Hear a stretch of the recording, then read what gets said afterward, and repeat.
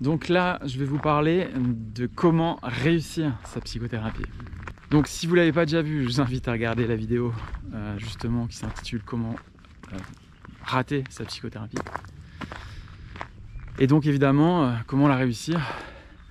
Eh ben, c'est d'appliquer en antidote tout le contraire de ce qui est nommé dans Comment rater sa psychothérapie.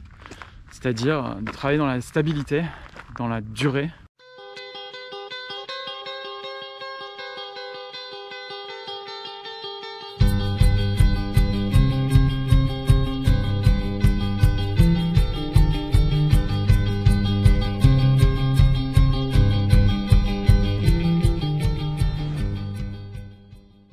Donc dans les différents points de comment réussir sa psychothérapie, donc comme je l'ai évoqué précédemment, ça veut dire pratiquer l'antidote de tout ce qui est exprimé dans comment rater sa psychothérapie.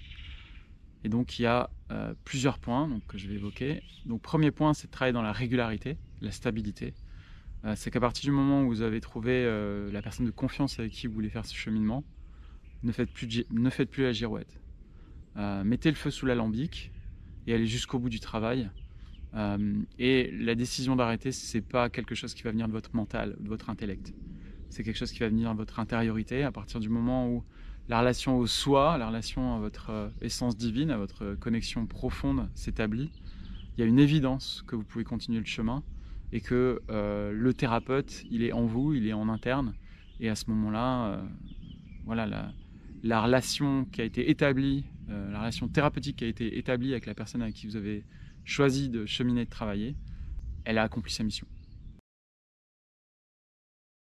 De travailler dans la durée, dans la stabilité, ça veut dire quoi? Ça veut dire que qu'il pleuve, qu'il neige ou qu'il vente, vos rendez-vous thérapeutiques sont votre base, sont votre ligne de vie sur le bateau de la vie dans lequel vous êtes embarqué. Et ces espaces ne bougent pas, sont inébranlables. Je vais vous donner un exemple personnel sur le chemin que pour ma part j'ai expérimenté.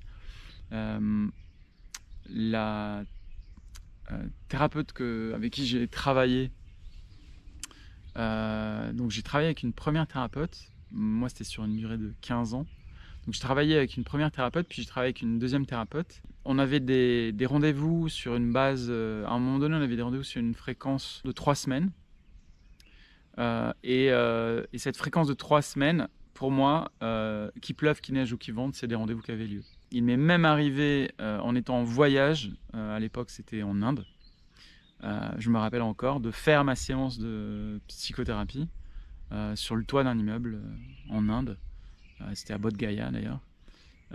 Et qu'il pleuve, qu'il neige ou qu'il vente, cette régularité, pour moi, elle était première. Et donc, la question c'est où est-ce que vous mettez vos priorités et de savoir que les priorités, les bases sur lesquelles vous bâtissez vos fondations sont ce que vous devenez en fait dans le futur. Donc ce à quoi en fait vous donnez priorité, c'est ce que vous devenez, ça devient partie de votre identité. Si c'est tablé sur de l'instabilité, de la dispersion permanente, eh ben, je vais devenir dispersion et je vais devenir instabilité. Et le pendant, évidemment, est vrai également. Et donc quand je maintiens cette stabilité, cette régularité métronomique, qui est une forme d'amour de soi, hein, soyons clairs, c'est quelque chose en fait qui vient structurer notre identité, il y a des changements qui se passent. Quelque chose s'intègre petit à petit, à l'image de cette pierre philosophale. Quelque chose se structure en interne, au niveau du psychisme, et sur laquelle je peux prendre appui. C'est-à-dire que c'est quelque chose qui devient mes fondations. Et donc un des avantages et un des éléments clés en fait d'avoir un espace thérapeutique pour soi, déjà c'est de pouvoir digérer l'existence. C'est-à-dire que ça fait partie intégrante, je l'ai nommé dans une des vidéos que j'ai tournées au Maroc, du système de soutien. Son système de soutien, comment on le structure. Et donc la possibilité d'avoir un espace pour soi qui nous permet de digérer l'existence, ça permet d'assimiler en fait cette existence. Ça permet d'appréhender toute la colorimétrie avec laquelle on expérimente la vie sur cette planète. Et parfois, les mécanismes de survie naturels pour nous protéger vont venir anesthésier nos capacités sensorielles, nos capacités perceptives. Voilà, la science a démontré aujourd'hui que nos perceptions d'instant en instant, notre capacité perceptive est bien en deçà de tout ce qu'on capte dans un environnement, en termes de son, en termes d'image, en termes d'atmosphère. Et donc, quand on a un espace pour digérer l'existence, on s'approprie en fait, sa vie, quoi. Et donc, de cette clarté, de cette clarification, de cette montée en conscience, j'augmente mon gouvernail intérieur, j'augmente ma boussole intérieure dans la possibilité de prendre des décisions, d'orienter mon existence sur une nouvelle base, sur un nouveau paradigme qui va donner d'autres résultats pour reprendre pour la transformation de toujours plus de la même chose donne toujours plus du même résultat. Ça marche dans le négatif, entre guillemets, dans la dimension délétère, névrotique, mais ça marche aussi dans la dimension éveillée. Toujours plus de conscience va donner toujours plus de résultats alignés avec ce niveau de conscience. Et donc comment réussir sa psychothérapie? Ça demande de sentir ça, en fait. De sentir l'impact, l'effet corporel de ce travail effectué en conscience et des nouveaux espaces, des nouveaux paradigmes que ça offre. Alors quand on souffre beaucoup, il y a comme une dimension de non-choix où la nécessité fait qu'on se met à faire un travail sur soi.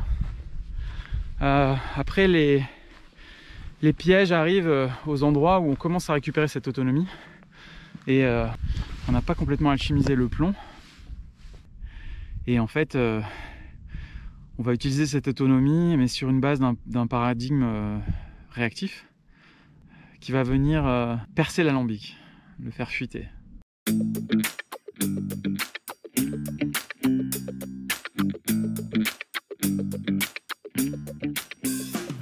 Et donc dans cette perspective, le travail en psychothérapie, c'est un peu comme faire un plat de pâtes.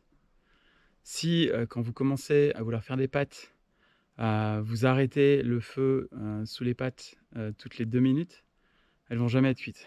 Des pâtes pas cuites, c'est pas très bon.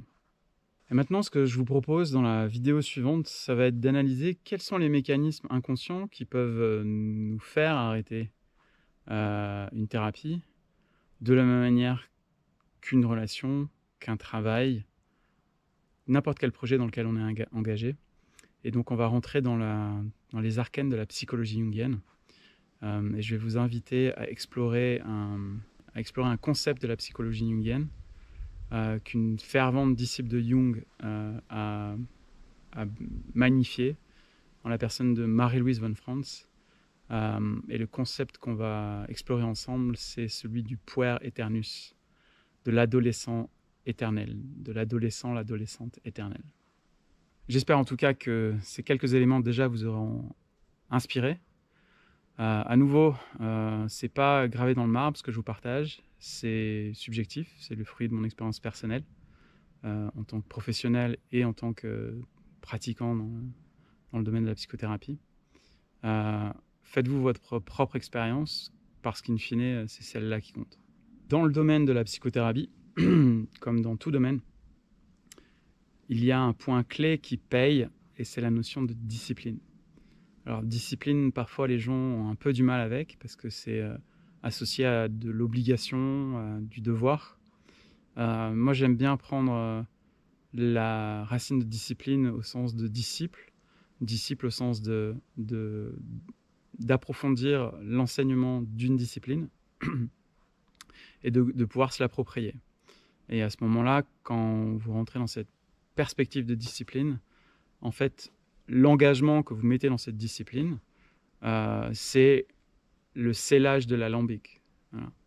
Et créer une rupture dans cette discipline, c'est créer une rupture dans cet alambic.